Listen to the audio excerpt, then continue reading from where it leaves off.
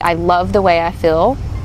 I love the energy that I have. I love that I'm 32 and I am in better shape and happier and healthier and physically capable of more today than I've ever been able to do. And I do contribute that to yoga.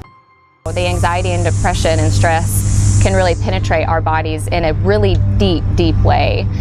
So after experiencing that for quite some time, around the age of 16, I guess it was, my body said that's enough, and it started reacting by passing out. I would faint on a once or twice a week.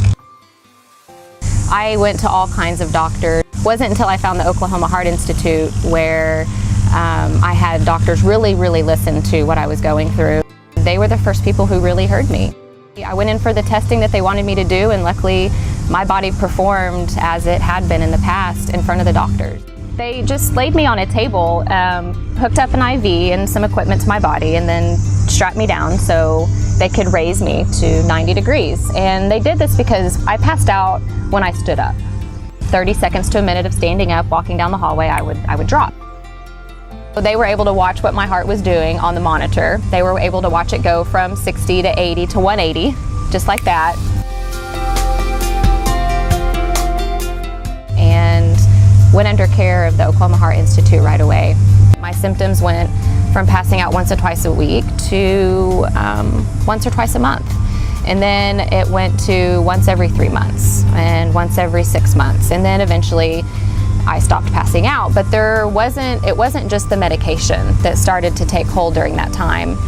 I needed to shift on a much deeper level. So I started changing the way I thought. I started walking again.